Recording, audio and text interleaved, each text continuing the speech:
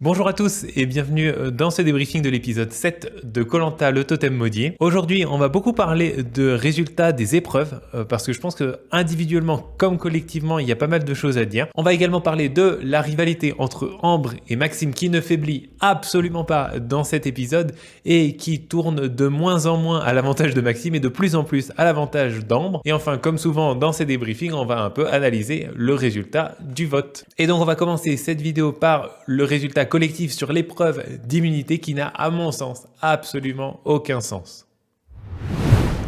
Bah oui, parce que souvent on essaye de croire, on essaye de nous faire croire, on essaye de se mentir à nous-mêmes en disant oui, il y a une espèce de relation entre l'épreuve de confort et l'épreuve d'immunité. Bah là, la relation, elle pouvait pas être plus forte en fait. Vous avez non seulement le fait que les jaunes ont eu l'occasion de manger juste avant l'épreuve d'immunité, enfin quelques jours avant, quelques dizaines d'heures avant, on va dire, mais en plus, ils ont eu l'occasion de s'entraîner. C'était une partie de leur récompense de l'épreuve de confort, pouvoir s'entraîner à l'épreuve d'immunité. C'est quand même incroyable comme avantage, surtout quand on voit le type d'épreuve que c'était. C'était vraiment une épreuve de précision où je pense qu'avoir une idée un peu de la distance à laquelle vous pouvez envoyer les projectiles, de la dureté des élastiques, etc., ça donne un avantage considérable. Enfin, moi, quand j'ai vu ça, je me suis dit, mais là, l'avantage, il est réel. Là, le totem maudit, il fait pas plaisir. C'est pas comme juste 20 secondes d'avance. 20 secondes d'avance suivant l'épreuve. 20 secondes d'avance, en gros, ça fait aucune différence. Tout se joue en général sur le puzzle à la fin dans ces épreuves. Et donc, 20 secondes de plus, 20 secondes de moins. Là, ils ont eu l'occasion de s'entraîner à un truc qui demande pas mal de précision et surtout un truc auquel personne ne peut s'entraîner chez lui. Personne n'a chez lui une espèce de catapulte géante avec laquelle il envoie des grosses noix de coco. Non, c'est pas possible, personne n'a ça. Et le pire, c'est qu'il m'a semblé qu'ils avaient une bonne technique. Moi, j'avoue, quand j'ai vu leur technique là de dire bon, on tire pas mal dessus et puis juste avant d'envoyer le projectile, on met un dernier coup histoire d'avoir un dernier coup de boost, on va dire, pour envoyer plus loin. J'ai trouvé ça vachement intelligent et je me suis dit ça va les faire gagner. Ça, c'est vraiment un truc. Grâce à cet entraînement, ils ont gagné un avantage majeur grâce à une suggestion, il me semble, de Bastien qui était de faire ça, voilà, parce que honnêtement, on les voit des fois, ils tiennent le truc en extension pendant des heures, mais ça sert à rien en fait. Une fois que tu es arrivé à ton maximum, tout ce que tu vas faire, à mon avis, après c'est de la théorie, je l'ai jamais fait, etc. Mais la théorie voudrait que quand même, si tu restes maintenu pendant 10 secondes avant de lâcher ton projectile, bah tu te fatigues et tu perds en précision. Moi, c'est comme ça que je voyais les choses, et donc je me suis dit, voilà, ils tirent un peu, et puis ensuite, juste avant d'envoyer, hop, un dernier coup de collier, excellent. Et puis, on les voit, ils réussissent, quoi, à l'entraînement, ils sont quand même super efficaces. Évidemment, c'est monté, évidemment, c'est coupé, etc. Mais bon, j'espère quand même qu'ils font en sorte de montrer plus ou moins la vérité. S'ils avaient tout raté, tout foutu à côté, ils nous auraient pas fait un montage avec juste les 5 fois où ils ont réussi à toucher le but. Enfin, ça me paraît quand même assez peu cohérent. Donc, à mon avis, ils y arrivaient bien quand même. Et ben voilà, et ben arrive le moment de l'épreuve, ils se font exploser. C'est même pas une défaite, hein. Ils se sont fait éclater. C'est 8-4. C'est énorme, il y avait pas match quoi. On avait l'impression que c'était les rouges qui s'étaient entraînés. En gros, c'était ça. Donc voilà, Denis dit que c'est la pression. Donc soi-disant, ils ont eu l'angoisse des performances le jour J et ils n'ont pas réussi à viser. J'ai un peu du mal à y croire. Enfin, je comprends pas en fait. Je sais pas ce qu'on peut analyser là-dedans, c'est juste incompréhensible et c'est l'exemple parfait, le paroxysme de la non-logique entre l'épreuve de confort et l'épreuve d'immunité. Ça prouve bien que t'as beau tirer des plans sur la comète, dire oui, on va gagner parce que si, on va gagner parce que ça, en fait, faire des pronostics sur les résultats des épreuves, ça veut rien dire. Tu peux avoir une équipe qui n'a pas mangé depuis 50 jours, qui bat une équipe de sportifs surentraînés qui a eu une nutrition irréprochable. Enfin, c'est assez hallucinant. Je sais pas quoi dire. Voilà. Bon, maintenant, passons aux résultats individuels. Et évidemment, le premier nom qui vient en tête, c'est François. François qui fait un épisode absolument fabuleux au niveau des épreuves. Et puis, ce qui est bien, c'est que pour savoir qui a réussi et qui n'a pas réussi, il suffit de compter. Parce que dans un cas, c'était des statuettes à faire tomber. Dans l'autre cas, c'était des poteries à casser. Et François explose tout le monde, hein, on va dire clairement. Il arrive à marquer, entre guillemets, 5 points. Donc, 2 poteries et 3 statuettes qu'il arrive à faire tomber. C'est le meilleur, tous aventuriers confondus. Et certains le trouvaient effectivement un peu trop directif, avec une personnalité un peu trop marquée, et je suis assez d'accord, hein. Des fois il dit des trucs qui sont pas forcément très fins, je suis pas sûr qu'il soit extraordinairement apprécié par tout le monde. Je me rappelle en particulier de la fois où il avait essayé de rallier Jean-Charles et clairement il l'avait menacé quoi. Alors c'était pas d'une violence incroyable en mode Chanis, mais il l'avait menacé, il lui avait dit t'as intérêt à voter avec nous parce que après tu vas avoir les conséquences derrière et tu risques de sortir. Et c'était pas le truc le plus fin du monde, donc effectivement il n'a pas le jeu social le plus abouti de la Terre. Mais il n'empêche, quand vous sortez une performance comme ça, forcément, ça assoit votre popularité dans l'équipe. Et en plus, il y a même ce côté un peu monté en puissance, parce qu'il avait failli faire gagner son équipe à l'épreuve des poteries. Là, il est passé très très près. Ça s'est vu sur les images, ça m'a marqué. Il était vraiment pas loin. Et paf, sur l'immunité, l'épreuve qu'on sait être la plus importante, il arrive à faire de nouveau une super épreuve, mais en plus, il arrive à donner cette balle de match à son équipe. Enfin, c'était incroyable. Outre François, qu'est-ce qu'on peut dire? On peut parler de Colin. Alors, Colin, il est irrégulier, c'est-à-dire qu'il fait une excellente épreuve des poteries avec 3 réussites, avec des réussites assez hautes. Il n'a pas visé les trucs les plus bas comme certains. On en reparlera, mais par contre il est passé complètement au travers de l'épreuve d'immunité avec aucun succès, donc lui, la catapulte géante, c'est pas pour lui, il n'y arrive pas. Et ensuite, dernier résultat individuel notoire, c'est celui de Yannick. Yannick qui a eu très très chaud, parce que Yannick n'a rien fait à part le plus important quasiment. Alors, pas le plus important, parce que le plus important aurait été de gagner l'épreuve d'immunité, ce qui n'a pas été le cas. Lui, il a marqué un seul point. Sur les 2 épreuves, il a eu qu'un seul succès. Mais alors, quel succès!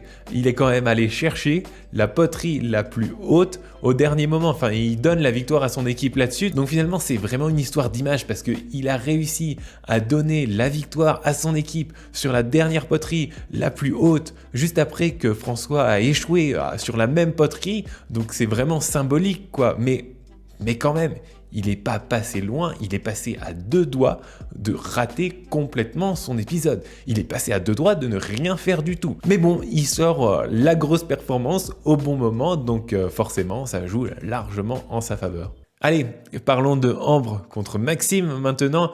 Nouvel épisode d'une série qui dure.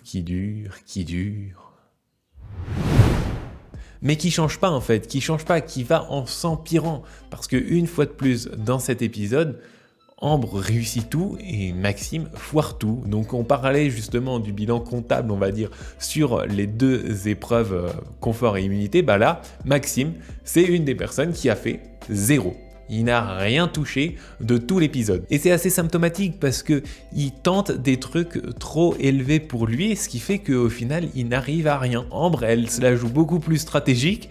Elle a cassé la poterie la plus basse. Denis met en avant le fait qu'elle fait 1m83, donc je pense qu'elle pouvait peut-être viser un peu plus haut, mais elle a assuré le coup, et après, sur cette épreuve, elle a rien réussi à casser d'autre. C'est aussi une question d'image. Ambre a cassé sa poterie, et puis finalement, le fait qu'elle ait taxé la poterie la plus facile, personne ne s'en souviendra. Et c'est pareil pour l'épreuve d'immunité, Ambre arrive à déquiller une statuette. Alors je me rappelle plus exactement laquelle, je peux pas vous dire là pour le coup si c'était une statuette facile qu'elle a visé la statuette la plus proche ou si c'était un peu médium, je m'en rappelle plus, mais il n'empêche que Ambre touche une statuette alors que Maxime ne fait rien des 2 épreuves. Et franchement, c'est pas bon pour Maxime parce qu'il y en a d'autres qui ont fait un mauvais épisode au niveau des épreuves. Mais en fait, ça se remarque pas autant parce qu'ils ont des personnalités plus effacées, donc ça passe inaperçu presque. Je dirais déjà Géraldine. Géraldine, elle assure le 1-1 aussi, comme Ambre. Donc elle s'en tire une fois de plus super bien, elle ne parle pas, on n'en parle jamais, mais elle assure 2 points en quelque sorte sur cet épisode, ça la place largement dans la moyenne, parce qu'on a eu aussi Pauline, qui ne fait que déquiller une statuette, qui passe complètement au travers de l'épreuve avec les poteries, qui se fait d'ailleurs engueuler dans cette épreuve pour sa nage un peu nonchalante par ses coéquipiers. Mais c'est Pauline, on l'entend jamais, elle se fond dans le décor et donc ça passe inaperçu. Nicolas aussi, qui a beau avoir apparemment le sens de l'humour, il a réussi à déquiller qu'une seule poterie. Et puis dans ceux qui n'ont rien réussi du tout, il y a Maxime, évidemment. Jean-Charles, aucune poterie, aucune statuette de déquillé. Et Bastien, il me semble, alors là pour le coup j'ai un doute, je suis sûr qu'il a déquillé aucune statuette, par contre il a peut-être tapé une poterie. je sais pas, donc au moins Jean-Charles, quoi. Mais si on compare, voilà, Jean-Charles, Maxime, quand il y en a un qui rate son épreuve, enfin ses épreuves, ça passe beaucoup moins inaperçu que l'autre. Et pourquoi ? Parce que la vie sur le camp, le social, les remarques désagréables dont d'irriter tout le monde, ça c'est l'apanage de Maxime apparemment, hein. Il a encore fait des siennes avec la nourriture. Le truc de base, quoi. Le truc de base où il faut être ultra diplomate. Il faut surtout pas essayer d'avoir un petit peu plus de nourriture que les autres. Et si jamais vous constatez que vous avez une portion un tout petit peu moins grande que les autres, vous ne dites rien. Il faut pas le dire parce que ça va faire naître des tensions, c'est sûr. Et du coup, Maxime se vautre dedans. Les filles veulent rationner, les garçons veulent beaucoup manger. Ça, c'est un peu récurrent dans Koh-Lanta. Mais qui c'est qui veut le plus manger ? C'est Maxime qui s'oppose aux filles et qui en est fier en plus. Il dit oui, alors les filles veulent rationner et puis les garçons veulent beaucoup manger et du coup moi j'insiste beaucoup pour qu'on mange beaucoup et comme ça on se retrouve avec un équilibre à peu près souhaitable.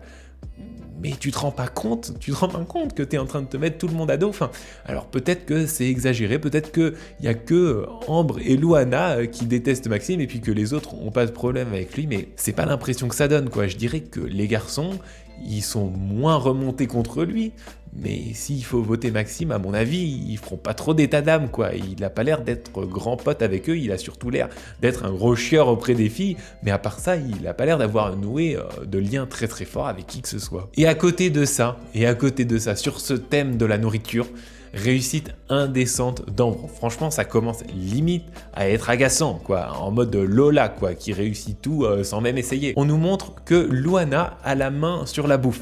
Donc c'est Louana qui râle contre Maxime parce qu'il veut trop manger, Louana qui est raisonnable et qui veut qu'on économise le riz parce que si, parce que ça. Bon, ok, Louana a la main sur la bouffe. Qu'est-ce qu'on voit ? Le fin mot de l'histoire, c'est Ambre qui prend la parole, qui propose un plan de bouffe, qui propose des horaires de repas, et puis ce qu'on va manger, combien on va en manger, etc. Je me rappelle plus dans le détail, j'ai pas relevé combien il y avait de cuillères de riz, mais en tout cas c'est Ambre qui dit voilà on va faire ça, ça, ça et ça. Et là, comme par magie, sur le thème le plus sensible de Koh-Lanta, Ambre met tout le monde d'accord, c'est Ambre. Tout le monde est d'accord avec elle, d'accord, tout le monde est content, on les entend acquiescer, machin. Elle arrive à régler le problème par une parole. Une simple parole d'Ambre suffit à mettre tout le monde d'accord et à rétablir la paix dans la tribu. Franchement, bien joué, franchement j'ai rien à dire, mais tu te dis... Comment ça se fait, quoi ? Pourquoi tout le monde l'écoute ? Ça doit énerver au bout d'un moment. Non, elle fait l'unanimité, il n'y a rien à dire en fait. Alors Maxime, il a quand même trouvé du manioc. Faut quand même le rappeler, ça c'est un gros succès et on aurait presque tendance à l'oublier en fait. Tellement, pour le reste, il a l'air de se faire haïr, c'est peut-être un bien grand mot, mais en tout cas qu'il a l'air d'agacer tout le monde dans sa tribu. Mais il arrive à trouver du manioc. Alors le premier...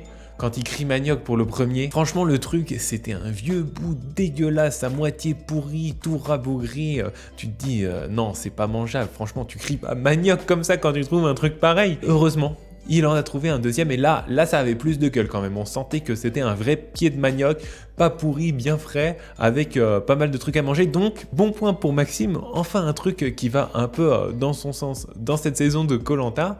Mais est-ce que ça suffira à renverser la tendance ? Moi à mon avis c'est loin d'être suffisant. Et enfin, parlons stratégie. Mais parlons surtout de vous qui êtes tellement captivé par cette vidéo passionnante que vous en avez oublié de mettre un like, de commenter, de partager ou de vous abonner. Donc surtout, n'hésitez pas à faire savoir au monde que ces vidéos sont absolument fantastiques en le manifestant. C'est toujours bon pour la chaîne. Alors, question stratégie dans cet épisode, on aura appris, ou plutôt on aura pu confirmer qu'en fait, les bracelets maudits protègent Yannick. Et cette fois-ci, ça nous a été exprimé clairement par Nicolas qui dit comme personne veut se retrouver avec les deux bracelets, forcément avoir deux bracelets quelque part, ça dissuade les gens de voter pour vous. Moi clairement je l'avais pas vu, j'avais mentionné le truc parce que vous me l'aviez mis dans les commentaires, mais moi je suis le premier à avoir dit que pour Yannick ça allait super mal se passer parce que dès le début de l'aventure il avait deux bracelets maudits. En fait il s'avère que c'est l'effet complètement inverse, il est protégé en quelque sorte par ces bracelets maudits. Bon, maintenant que ça c'est dit, on va pouvoir s'attaquer au problème vraiment intéressant qui est le collier de Seta. Et oui, le grand retour, on n'en avait pas parlé dans l'épisode précédent. J'étais super déçu.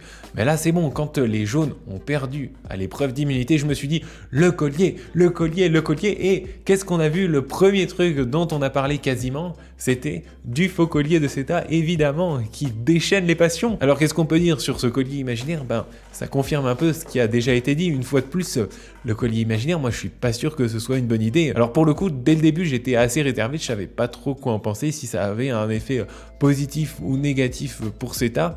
À mon avis, là, clairement, c'est négatif, parce que elle se retrouve à 4 contre 4 pour une raison qu'on ignore, à part que les gens veulent faire sauter son collier. Et alors, ce que je trouve extrêmement surprenant, c'est qu'elle continue. Elle continue. Après, au débriefing du vote, elle explique que oui, j'ai pas joué mon collier parce que je suis joueuse, avec son petit sourire malin. Alors, c'est sûr que c'était chouette, hein. Quand on a vu tout le monde la regarder au moment où Denis dit est-ce que quelqu'un a un collier d'immunité qui voudrait jouer ce soir? La plupart du temps, les aventuriers se regardent pas trop d'une manière générale pendant les conseils. Et là, c'était drôle parce que tous les regards étaient braqués sur Seta, et Seta a fait un espèce de petit sourire malin là. Mais surtout, elle dit voilà, j'ai choisi de ne pas le jouer, donc elle continue dans cette voie. Mais je pense que c'est pas du tout pertinent, ou alors il y a un truc que j'ai complètement raté, parce que là, clairement, à part le fait qu'elle ait un collier, que selon tout le monde, elle a un collier, je vois pas de raison pour laquelle 4 personnes ont décidé de voter contre Seta. J'aurais tendance à dire, là, c'est ton collier qui attire les voix sur toi. Alors, je l'avais dit, je crois que c'était dans l'épisode 2 ou 3, qu'elle était pas très sociable. Ça s'est plus trop vu récemment. Bon, là, on les a vus au confort, elle danse un peu avec tout le monde. C'est plus Bastien, d'ailleurs, qui s'est isolé au confort. J'ai pas très bien compris, il avait l'air très affaibli. Enfin, ça, bon, c'est autre chose. Seta, elle avait l'air relativement bien intégrée. Enfin, rien de particulier à dire, quoi. Mais c'est plus dans les premiers épisodes où on voyait qu'elle avait du mal à s'intégrer. Donc, est-ce qu'elle a mieux réussi? Est-ce qu'elle est toujours assez mal intégrée, mais on le voit pas? C'est un peu dur à dire. Elle est persuadée qu'elle serait sortie depuis longtemps si tout le monde ne croyait pas au sein de son équipe qu'elle avait un collier. J'ai pas de boule de cristal, hein, on verra ce que ça donne, mais moi je me positionne clairement.